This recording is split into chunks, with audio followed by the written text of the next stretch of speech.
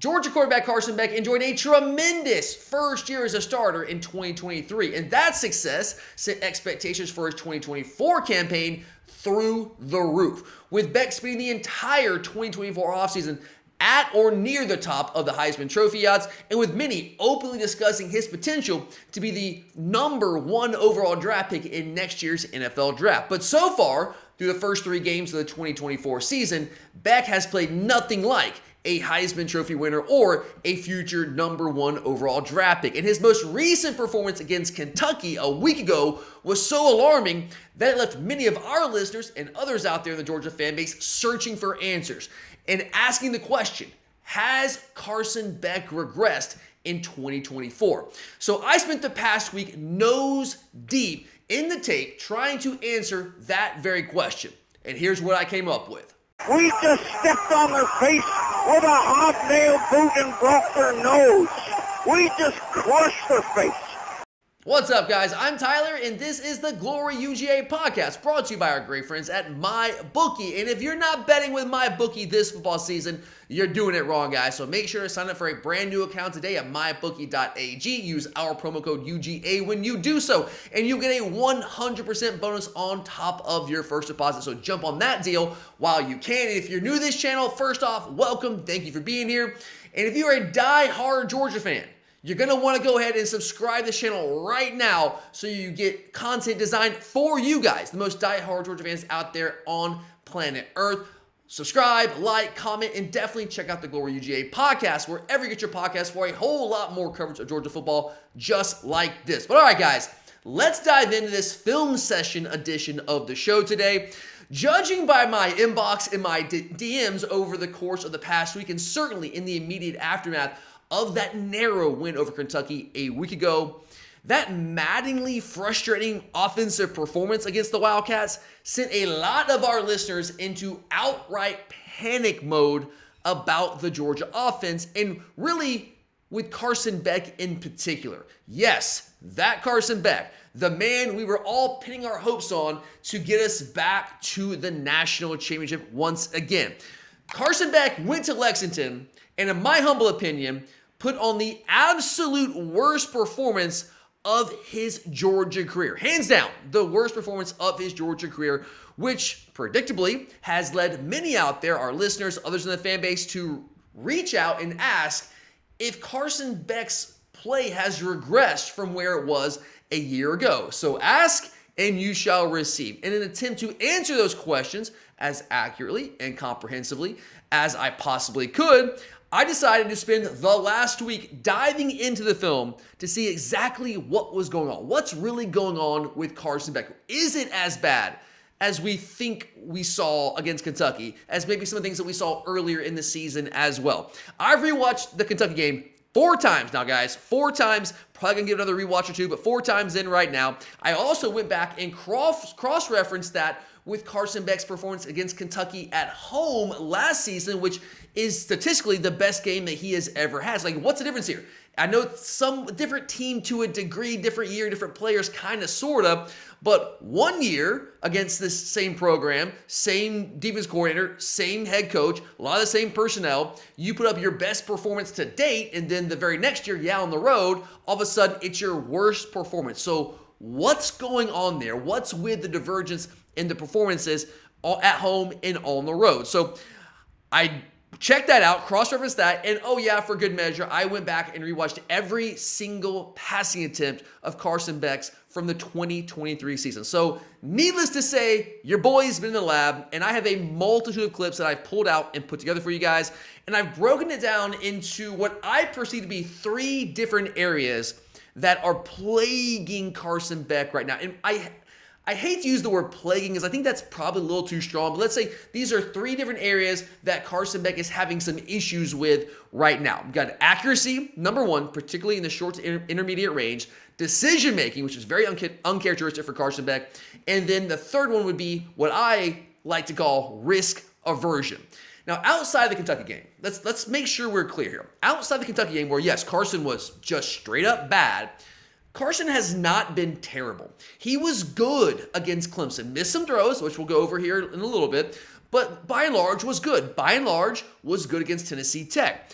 But the problem is, I think the issue people are having right now, and obviously we're always prisoners of the moment, he has had moments where all three of those issues, accuracy, decision-making, and risk aversion, have reared their ugly heads in ways they just didn't really last year. So let's dive into that. First, when they look at some of the accuracy issues that Beck has experienced early in the 2024 season. This first throw might not seem like that big of a deal. After all, it is just one throw early in the game on the first drive of the game. But in a hostile environment, on the road, in prime time, against a team that got embarrassed the week before, we could have used some points early in that game to take the air out of the crowd, to take some spirit out of that Kentucky defense. And no, this would not have resulted in a touchdown, but this would have been a play that moved the chains, kept us moving on this first drive, potentially setting us up to get some early points that could have helped us kind of take this Kentucky team out of the game early on in that game. But this is Carson Beck 101 from 2023. This is a throw that he made routine. Whenever we got that kind of cushion, when they're giving us 7, 8, 9 yards of cushion, it's an auto throw. We're just going to run that quick hitch out there, and Carson's going to take that 10 times out of 10. And he did it with lethal proficiency a year ago, but against Kentucky, you can see, not only did he miss it, that's not even close, man. There's no pressure in his face. There's no pressure anywhere. He's able to set his feet, release the ball, and he misses Dylan by 2-3 yards to the outside. Not even close. Now, this next throw is going to be against Tennessee Tech the week prior. Similar situation here. So they're giving us a lot of cushion there. So what are they giving us on this throw? About 8 yards cushion here on first down. That's an auto throw. We're not going to run the hitch here. We're going to run the speed out. When we get a look like that, it's either hitch or speed out. And Carson's going to throw that 10 times out of 10. He's just going to automatically take it and take the gimme yards. And he completes this one, but he gives Bell no chance whatsoever to pick up any yak. He leaves him so far to the outside that he carries him out of bounds. And once again, there's no pressure in his face. This is just an inaccurate throw, an unmolested inaccurate throw by Carson Beck, and we were not used to seeing that a year ago. And here's some more examples, guys. This is Kentucky a year ago. Same situation. Giving us cushion on first down, auto throw. And on the money, pitch and catch. Same team, same game. Auto throw. Cushion at the snap, 2nd and 12 here. Didn't matter down in distance. He's going to take it.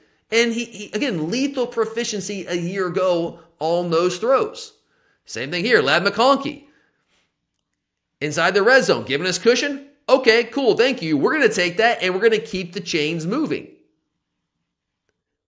Once again, Ball State a year ago. Marcus Osby-Jackson, cushion. 2nd and 8. Yep, first down. Let's keep the chains moving. Let's go down there and get some points. So what I'm showing you guys here is he did this over and over and over again last year. But against Kentucky, it wasn't there. Now this throw, we're going to go back to the Clemson game because it's not just the Kentucky game. I know some people want to sit here and think, okay, it was just the Kentucky game. That's the first time that we saw Carson Beck miss some throws. No, guys. Now, I'm not saying he's missed a ton of throws, but against Clemson, Tennessee Tech, there were throws to be made there, catches to be made, plays to be made that were not made because Carson Beck did not put the ball where a receiver could catch the football. And we're not talking about just like regular run-of-the-mill plays. We're talking about potential impact plays, taking points off the board type plays. This is a touchdown, guys. All game long, Clemson was getting their safeties in the first half. The entire first half, they're getting their safeties up there in the box, triggering against the run. And finally, we said, okay, we're going to RPO. We're going to RPO off the third level defenders, off the safety here. And we're going to throw it behind their head. That should have been an easy touchdown. Look at this, guys. With Colby Young's contested catch ability, that's a touchdown. If you put it where he can grab the football. He can't get a finger on it. Get the ball down, and that's an early touchdown. Now this one, man, another one. Touchdown in the first half on the next drive against Clemson. You put that ball on Dominic Lovett's front shoulder instead of his back shoulder. You allow him to catch it on the run. He scores, guys. I was there in the Sky Bridge for this game, and I had a great angle of this. He scores. He turns upfield, gets the corner, gets the edge there of the sideline. He scores. But Carson Beck puts it on his back shoulder. And, everybody misses throws. I'm not trying to kill Carson here. I'm just saying, guys, these are things he was not doing last year. The short to intermediate range, he was an assassin. Now, vertically down the field, different story at times. But these are throws he was making with regularity. He would not have missed that last year. But in this game against Clemson, yeah, he missed that. Let's go to the next clip here. So we'll go back to Kentucky. Now this one, man, I think this is our first play from scrimmage in the second half. Yeah, it was. Oh, man, another one. Now, that one's more, that's a lower percentage throw. It's down the field. I get it. But you've got to hit that when that guy is running that wide up. Even if you don't hit him in stride so we can walk in for a touchdown, just hit him. That's got to be completed. When you're down a touchdown, you haven't been able to move the ball offensively. And look, I know. Like, you're rolling out. You got to kind of come back, but you get to set your feet. You're setting your feet there. A potential future first overall draft pick has got to be able to hit that throw, guys. That's got to be a touchdown. That's got to be a touchdown 10 times out of 10, honestly. And just missing it. So yes, accuracy, especially in the short to intermediate range, has been an issue for Carson Beck this season in a way that it just really wasn't for him a year ago. But that's not the only issue that Carson Beck has been dealing with this year that didn't really bother him all that much last year. So yes, accuracy, especially in the short to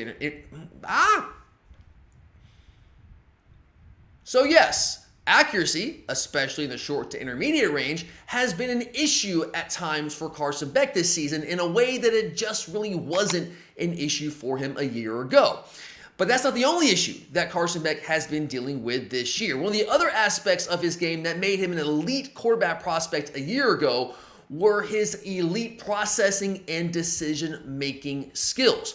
He's still very strong in that regard. He's still processing at an elite level relative to the rest of the country out there around him, but he's also at the same time displayed moments of uncharacteristic lapses in his decision-making. So let's go back to the tape and take a look at that.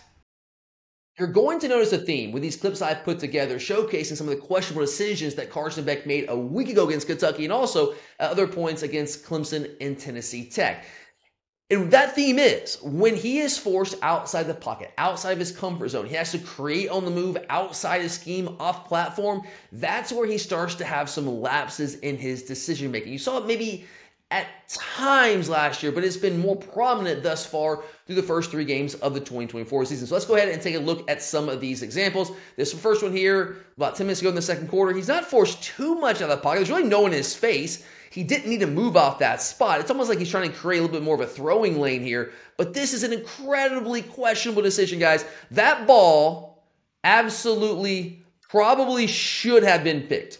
That ball should never have been thrown. That ball cannot be thrown. And Carson Beck of last year, the back half of last year, maybe post-Auburn game, would not have been making that throw. Yeah, it's a nice completion. Cool, it worked out for us. But man, that is scary stuff. That's in our own territory. You make a throw like that against Alabama, against Texas, and they pick it off and you don't get away with it, we're talking about a potential game-changing type play. I mean, heck, if Kentucky picks that ball up, they might win that football game, setting up a short field there.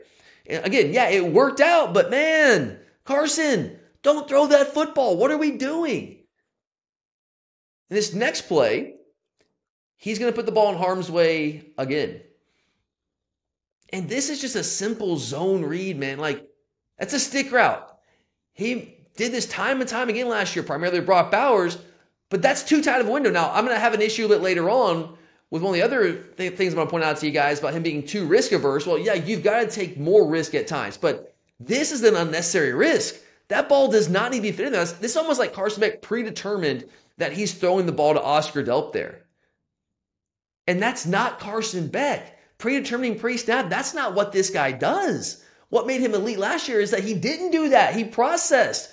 He diagnosed pre-snap, post-snap, and had answers for everything. I know it's 3rd and 3 and you're trying to get a quick completion, but that ball, that's too tight of a window. It's much safer to go to Arian on the outside. This ball's got to go here. There's no guarantee that's completion, but it's not going to be picked. This ball, again, probably should have been picked. If there's a better inside linebacker that can break on the ball a little better than De'Aaron Jackson, that ball probably gets picked. Carson Beck cannot make that throw in that situation. And that could potentially take points off the board. Now, here's week 1 against Clemson. Forced out of the pocket. Now he's scrambling. What do I do? What do I do?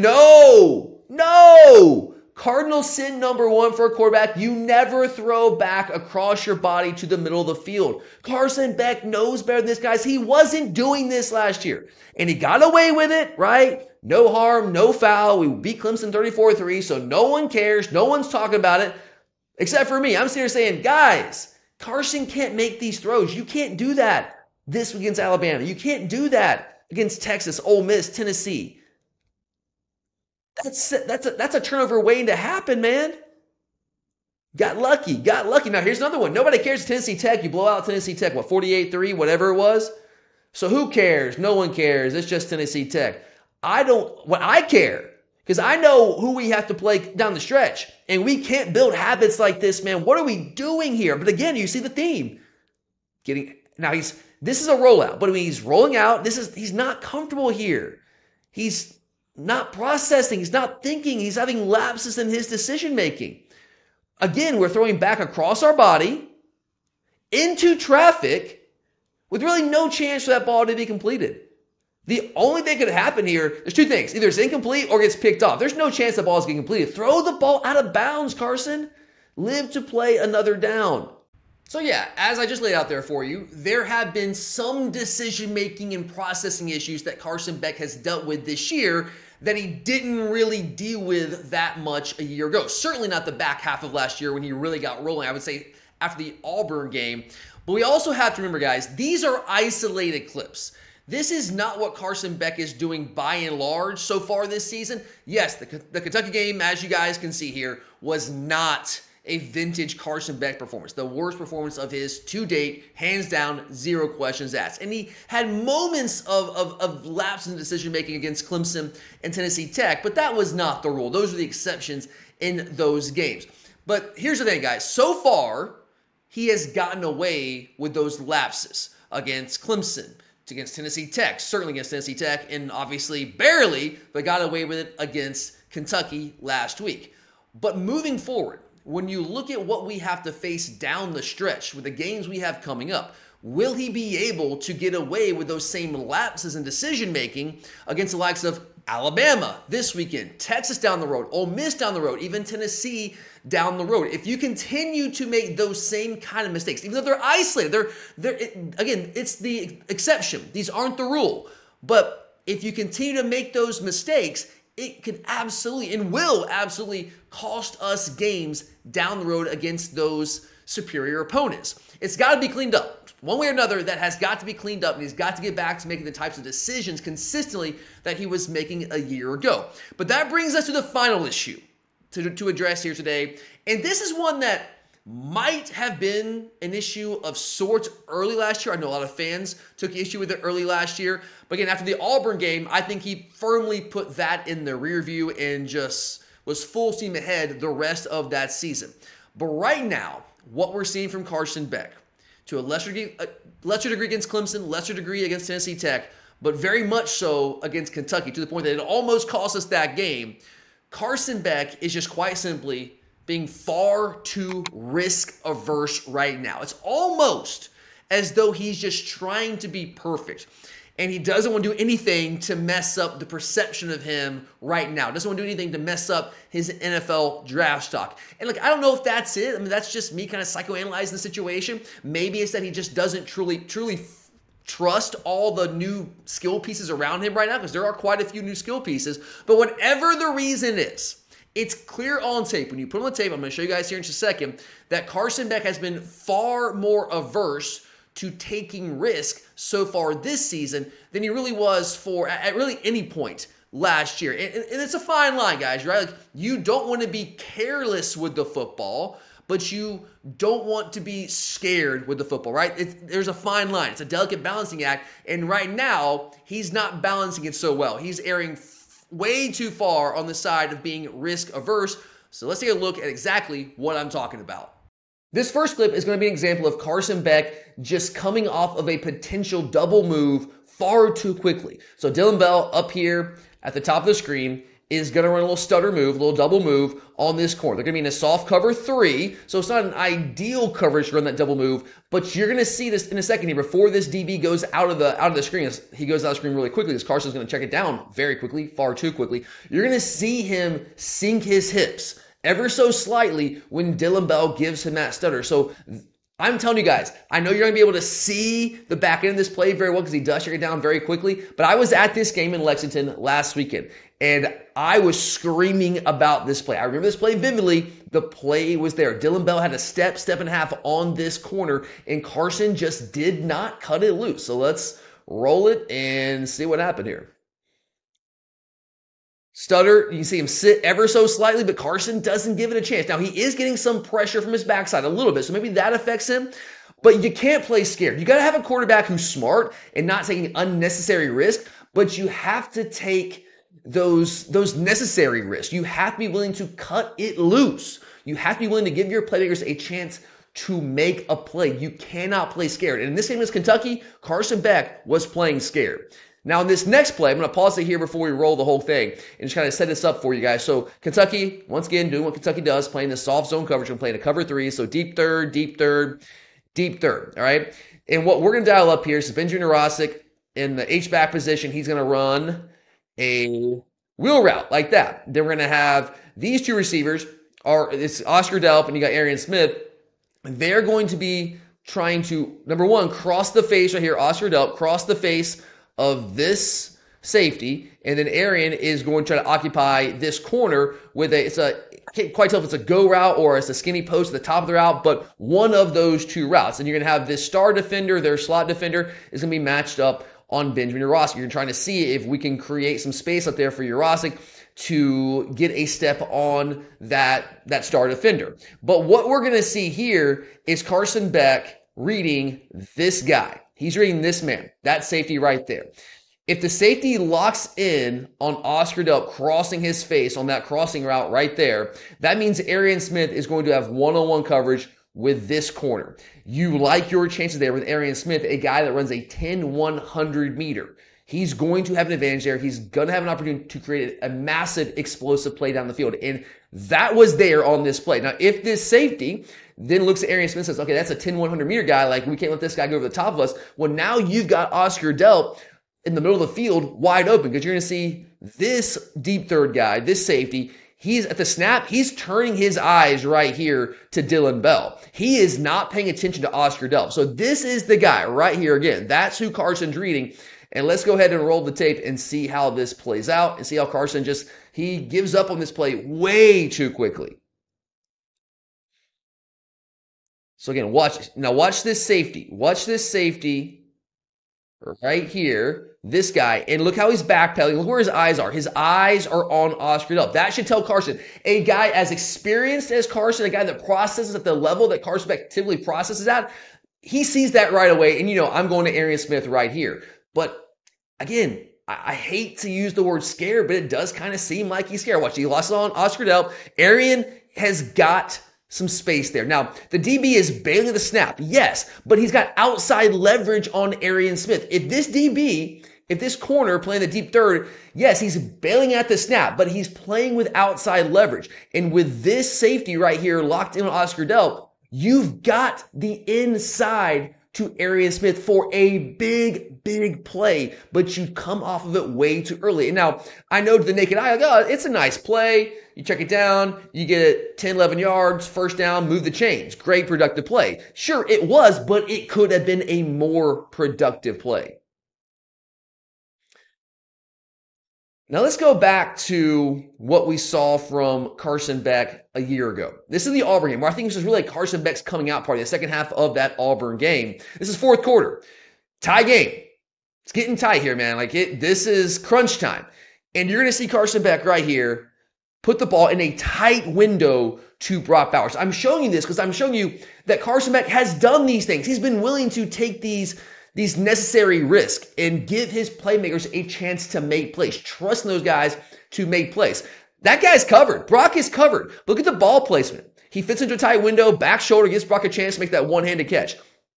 Similar situation here against Vandy. Now, we're up big in this game, but even though this ball's not complete, you got Lad McConkey here who he trusts, and he's going to put that ball in a very, very tight window, and he puts it on the money.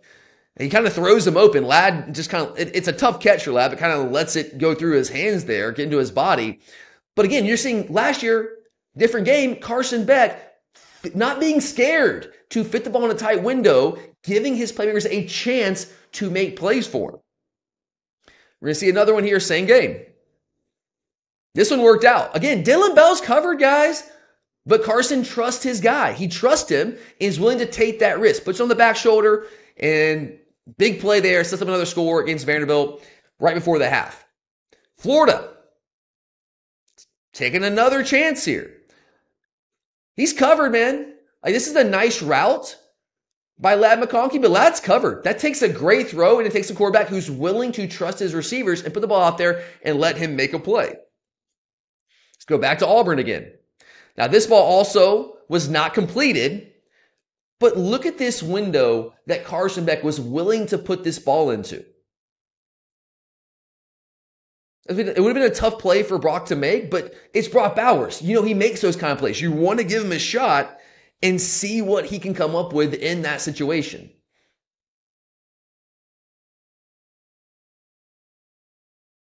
Another one to Brock. Covered, completely covered. But Carson says, okay, it's one-on-one. I'm going to give the guy a shot. I'm going to put the ball on his back shoulder to whether he makes a play or nobody makes a play. And unfortunately, didn't come up with the play, but Carson was willing to take that risk and give Brock a chance. He wasn't playing scared. Now, I want to pause here, and let's think about what I'm talking about here. All these clips I'm showing you, who are we looking at? Primarily Brock Bowers, Ladd McConkey. There's one play to Dominic Lovett there. So what I'm looking at right now, and again, I don't know Carson Beck. I don't know what's going through his head, but trying to figure out what's going on, trying to come up with some answer to why Carson Beck is not willing to turn the ball loose and fit the ball into tight windows and take those necessary risks in a way that he was doing with regularity last year. I think a big part of that is he doesn't have that trust right now with the skill players on this Georgia roster. Let's think about who we have coming back this year. So you have Dominic Lovett, who he has a lot of familiarity with, right? He played a ton for us last year. There's some trust there. And he's a guy that he has taken some chances to this year. But outside of that, okay, you have Dylan Bell, who played receiver for us at times last year, but didn't get a ton of snaps at receiver until late in the year at necessity because we had to play him at running back. Arian Smith played receiver, but Arian Smith did not play a lot at all. There's not a ton of built-in reps there between Carson and Arian Smith in actual games. Yes, Oscar Delp played a lot for Georgia last year, but he wasn't the primary receiving option for Georgia at tight end. Obviously, that was Brock Bowers. Lawson Lucky did not play much at all. Benjamin Rossick wasn't on the team. He was over in Palo Alto. Colby Young was playing in Miami. So you have a bunch of guys at the skill positions right now that we want to feature, that we want to get the ball to, that Carson doesn't have much familiarity with, or in some cases, no familiarity with. Talk about Colby Young, also London Humphreys coming over from Vanderbilt. So when you lose a guy like Brock Bowers, you lose a guy like Ladd McConkey, who are just security blankets for you. Like, you trust those guys implicitly. You're willing to put the ball into tight windows, into contested situations because you trust those guys to go out and make plays for you. I don't know right now if Carson Beck has the trust in his skill players to put the ball into those tight windows, to give them opportunities to make those contested catch plays. And that's something that he's got to get over. He's got to get over it. Those are the guys that we have to work with this year. We don't have Brock Bowers. We don't have Ladd McConkey, but we have guys that can make plays, but they're not going to be able to make plays if Carson's too scared right now to give them opportunities to do that. I agree with everyone that is of the mind that Carson Beck, thus far this season, has not played up to the standard that he set for himself a year ago. That much is clear. If you're watching the games, it's plain to see.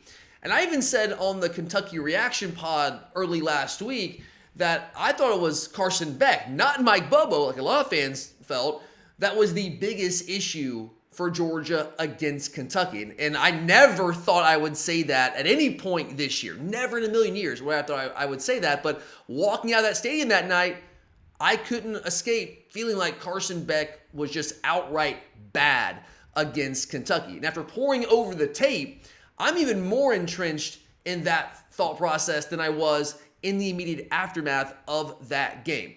But look, guys, that hasn't been the only performance so far this year. That was a bad one. He did not play well against Kentucky. Clearly, worst game I've ever seen the guy play. But I also, going back to the first and second games of the season, I came here on this podcast after both those games and told you guys that I felt like Carson Beck did some very uncharacteristic things against Clemson and Tennessee Tech, and not good uncharacteristic things, but those were glossed over, missing potential touchdown passes, making some questionable decisions with the football that we didn't really see from him last year. Those things were glossed over because you destroyed Tennessee Tech, obviously, and you run away with the game against Clemson in the second half and end up beating them 34-3. But here's the thing, guys. While there have been issues, and I've spent the majority of this episode, laying out those issues haven't been a constant. I think we also have to admit that. They've been there. We can't act like we're blind and just cover our eyes up and say, oh, they're not there. They're there, but they also haven't been constant. It's not what we're seeing as the rule right now, as I said earlier in the show. There are plenty of examples right now through the first couple weeks of this season of Carson Beck doing all the things that created those high expectations for him in the first place and doing them at a very, very high level. So let's go back to tape one last time and actually this time look at some positive things that Carson Beck has done so far this season, because it's not all bad. I love this first play from Carson Beck right here. So we're in the second half. He had a terrible first half. He wasn't great in the second half, but he certainly did play with much more confidence in the second half than he did in the first half. In the first half, he was hearing footsteps, man. He was leaving the pocket when there was nobody really there. He's doing things that Carson Beck just doesn't really do. But here in this play, what you're going to see from Kentucky is they're going to dial up a slot pressure right here. They're going to bring this guy, and they're going to get pressure in Carson's face. Now, in the first half, he was leaving the pocket and just basically abandoning the play. But here, he's going to stand his ground and deliver the football with pressure in his face, knowing that he's going to get hit. This is what we saw from Carson Beck all last year. So let's roll this tape here. So you can see this slot DB, bringing pressure right in his face. Guy comes unblocked, stand, deliver, big play for Georgia. Move down the field. Let's get some points on that board. So here to get this again from the end zone angle. Boom. He gets lit up, man. But he stands there and he takes it and delivers the football. And he wasn't doing much of that in the first half, guys. He was trying to get out of there as quickly as he could. So much better from Carson Beck. Love to see that. We need to see more of that. Now, this throw, nothing spectacular, but this is going back to what I was talking about previously with him being risk-averse right now. That risk aversion is being far too high. Here's an example of one-on-one coverage to Colby Young, and he throws it up to him back shoulder and gives the guy a chance to make a play. So he's doing some of these things. He's just not doing it consistently enough.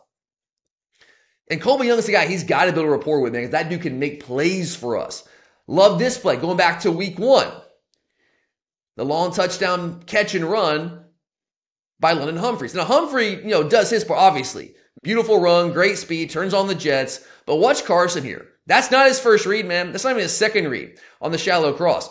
Watch how quickly, though, he gets off the first 2 reads and comes back to London Humphreys. Knows exactly where he's going with the football. No hesitation. This is what makes Carson Beck elite. This is what made him the guy that everyone thought could be a Heisman Trophy contender, could be a potential first overall draft pick in next year's NFL draft. That processing is elite.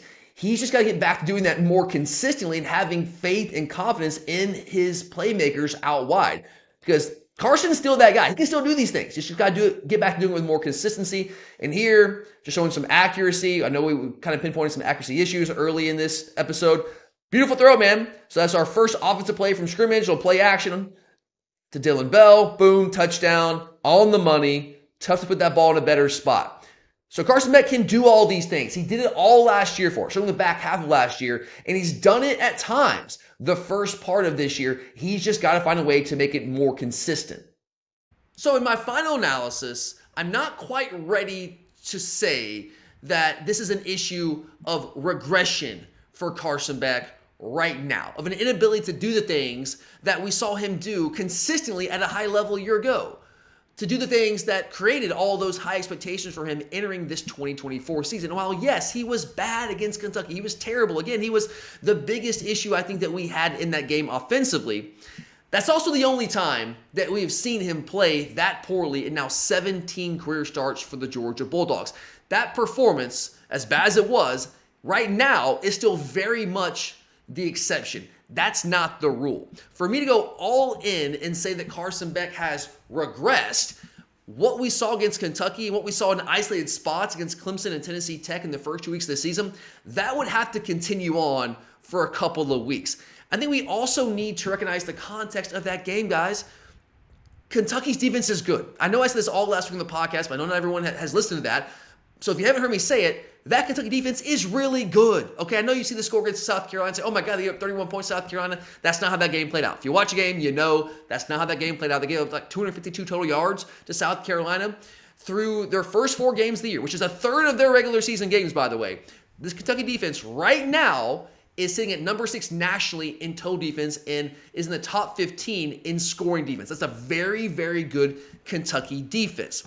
And there's also the situation after that embarrassing loss to South Carolina at home. Of course, when the number 1 team in the country comes to your house at night, prime time, everyone's watching, you knew that we were going to get a very different performance from that Kentucky team. The crowd was fired up, the team was fired up, and we know how that went. And there's also the reality that Carson Beck is still trying to build trust with a lot of new pieces at the skill positions.